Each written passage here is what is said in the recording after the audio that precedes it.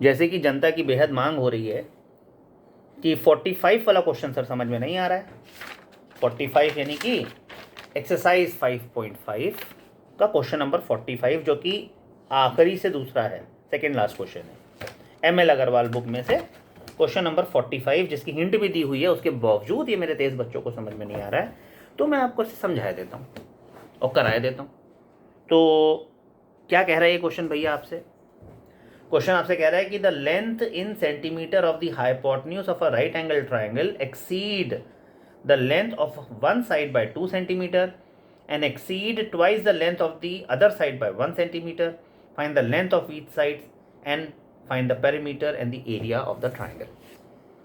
तो कुल मिलाकर के इस क्वेश्चन को जब पहली दफा आपने पढ़ा तो आपको ये तो समझ में आ गया कि भैया ये राइट एंगल ट्राइंगल की कहानी है।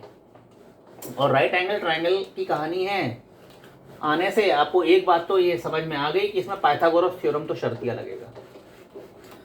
तो राइट एंगल ट्राइंगल की कहानी है और पाइथागोरस थ्योरम लगेगा। और पाइथागोरस थ्योरम जितने समय में हम क्वेश्चन ड्रॉ लिख रहे हैं आप रिवाइज कर सकते हो कि क्या होता है कि कोई भी एक राइट एंगल ट्राइंगल अगर होता है so the square on the hypotenuse if this 90 degree के अपोजिट वाला side is called hypotenuse, this is called the base and this is called the perpendicular side. ये तो सर आप ट्रिग्नोमेट्री में चले जा रहे हैं, हाँ चले जा रहे हैं, कोई दिक्कत नहीं है। p का स्क्वायर प्लस b का square is equal to h का स्क्वायर। तो 45 वाला क्वेश्चन में वो कह रहा है कि length of the hypotenuse of a right angle triangle exceeds the length. तो लेंथ परपेंडिकुलर भी हो सकती है, लेंथ बेस भी हो सकती है, आप कोई भी ले सकते हो। वो कह रहा है एक्सीड्स द लेंथ, मतलब एक्सीड है तो मतलब घटा दो, किस में से? हाइपोटेन्यूज में से। क्या? जितनी वो एक्सीड कर रही है उतना। क्या बोला मैंने कहा कि length of the hypotenuse of a right angle triangle exceeds the length of one side by 2। एक साइड से वो 2 सेंटीमीटर ज्यादा है, तो मतलब हाइपोटेन्यूज में से 2 घटा दो तो वो वाली साइड आ जाएगी जो ज्यादा है।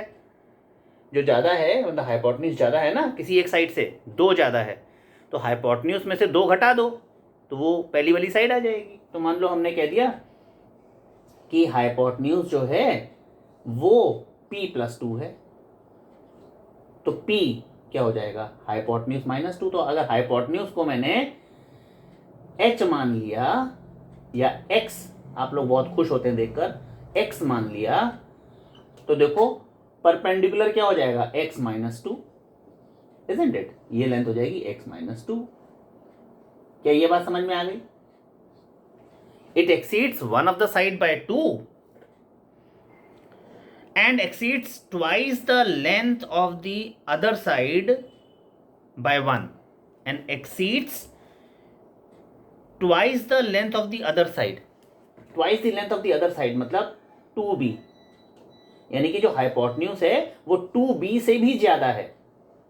इट एक्सीड्स ज्यादा है किससे? Twice the length of the other side. It exceeds twice the length of the other side by 1, उससे भी एक ज्यादा है। हाइपोटेन्यूज जो है वो ट्वाइस द अदर साइड से भी 1 ज्यादा है। तो वेरी क्लियरली x, इसको h को तो हमने x माना हुआ है, यानी x minus 1 is equal to 2b, और यह आप कह सकते हैं x minus 1 upon 2 is equal to ये p। यानी कि जो बेस आपने माना है, ये बेस जो है ये x माइनस 1 अपॉन 2 है। अगर मैं हाइपोटेन्यूज को x मानता हूं तो इस पहले वाले मैथमेटिक इंग्लिश के स्टेटमेंट से मैथमेटिकल स्टेटमेंट ये बनती है, उससे ये सॉर्ट आउट होता है, और दूसरे वाले इंग्लिश स्टेटमेंट से ये मैथमेटिकल स्टेटमेंट बनती है और ये सॉर्ट आउट होता है। तो क्या ये तुम्हारे दिमाग में समझ में आया तुमको ये बात? तब बेस वाला एक बार फिर से बता दीजिए। बी वाला एक बार फिर से बता देते हैं। बी वाला एक बार आपको कह रहा है कि वो कह रहा है कि the length of one side is right angle triangle exceeds, that is hypotenuse of a right angle triangle exceeds the length of the one side by 2। ये तो पहला वाला है, length of the hypotenuse exceed one of the sides by 2, तो ये तो पहला वाला है। और दूसरा वाला वो कह रहा है exceeds twice the length, exceeds twice the length, exceeds ज्यादा है, twice the length, twice the length मतलब बेस के ट्वाइस। तो बेस को अगर b माना तो 2b से भी ज्यादा है, hypotenuse exceeds twice the length of the second side by 1, मतलब हाइपोटेन्यूज जो है वो सेकेंड वाले साइड के ट्वाइस से भी कितना, 1 ज्यादा है। तो ये सेकेंड इक्वेशन बन गई। क्या ये सेकेंड स्टेटमेंट अभी पल्ले पड़ी? Yes sir. क्या बोल रहा है वो कि पहले केस में बोल रहा है कि hypotenuse is 2 more than the first side. First side को हमने p परपेंडिकुलर माना तो p+2, और exceeds twice the second side by 1, मतलब सेकेंड साइड के ट्वाइस से भी 1 ज्यादा है। तो twice of the second side मतलब 2b, सेकेंड साइड को b माना तो 2b+1, और दोनों को हमने p और b के लिए सॉल्व कर लिया। तो ये p आ गया, ये तो p है, और ये b आ गया, देखो b है। तो क्या इतना समझ में आया तुम्हें? Yes sir. इतना समझ आने के बाद अब वो कह रहा है कि भैया पेरीमीटर एरिया निकाल दो। तो हमें पता है इसमें पाइथागोरस थ्योरम लगने वाला है क्योंकि राइट एंगल ट्रायंगल है। सो अप्लाइंग पाइथागोरस थ्योरम, गोरस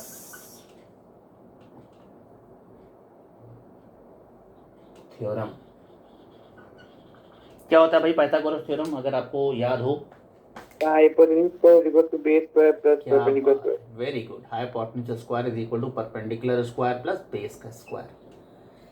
तो इसका मतलब ये हुआ कि x का square is equal to x-2 का स्क्वायर प्लस x-1/2 का स्क्वायर। देखो ये बन गई एक equation reducible to quadratic equation. ये बन गई equation reducible to quadratic equation, जिसको कि अगर हम सिंप्लीफाई करें x² is equal to x² - 4x plus 4, और इसको करें तो ऊपर आ गया x² - 2x प्लस 1 और नीचे आ गया 4। तो देखो x² इधर जाकर कट जाएगा, ये सारी तीनों चीज़ों को उधर भगा दो, 4 क्रॉस मल्टीप्लाई करने में आराम रहेगा। तो x² उधर जाके x² से कट गया, तो बचा उधर क्या, -4x उधर जाके +4x हो गया, और +4 उधर जाके -4 हो गया, इस equal to x² - 2x plus 1, और जो अपॉन वाला 4 है उधर ले जाकर के क्रॉस मल्टीप्लाई कर दो, यानी कि 16x - 16 is equal to x² - 2x plus 1।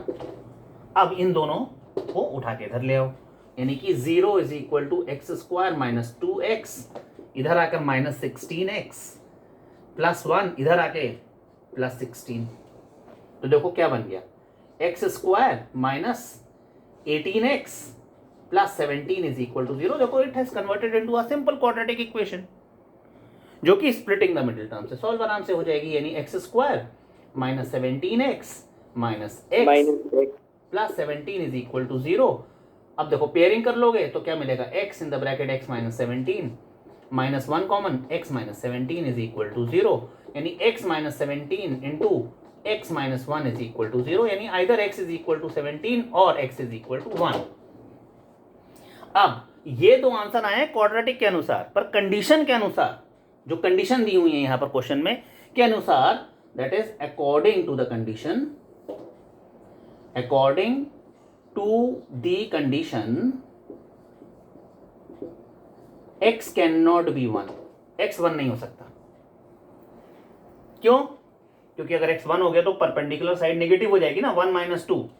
तो हालांकि कहीं भी ऐसे दिया नहीं है x 1 नहीं हो सकता, लेकिन भैया एक अंडरस्टैंडिंग है ना, नॉलेज है कि भैया x 1 हो गया तो देखो ये नेगेटिव हो जाएगा और ये 0 हो जाएगा बेस, तो triangle will cease to happen, triangle बनेगा ही नहीं। So according to the given condition x cannot be 1, so therefore x is equal to 17, और जैसे ही x 17 आया, हाइपोटेन्यूज 17, बेस कितना आ गया, 17 - 1 इज 16/2 इज 8, और परपेंडिकुलर 17 - 2 यानी कि 15। देखिए ये सेट ऑफ वैल्यूज आ गई इन सेंटीमीटर, क्योंकि वो कह रहा है ऑल आर इन सेंटीमीटर, और हमको निकाल के क्या देना है उसको, पेरीमीटर।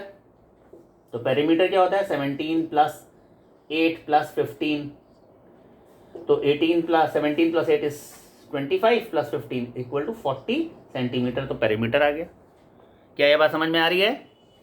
Yes sir. और फिर वो कह रहा है ऑल्सो एरिया, तो भैया एरिया होता है half into base into height. Base यानी कि ये जो निकाला है आपने, बेस कहाँ निकाला तुमने, बेस, ये बेस निकाला है 8 इंटू हाइट यानी कि परपेंडिकुलर 15, तो 2 1 जा 2 4 जा 4 इंटू 15 इज 30 सेंटीमीटर स्क्वायर, क्योंकि एरिया है तो 30 सेंटीमीटर स्क्वायर एरिया आ जाएगा।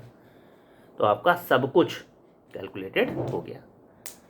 क्या दिमाग में कैलकुलेशन समझ में आ गए? और नहीं तो एक बार रिवाइंड करके देख लो, ठीक है। अभी मैं तुमको जब लिंक भेजूंगा तो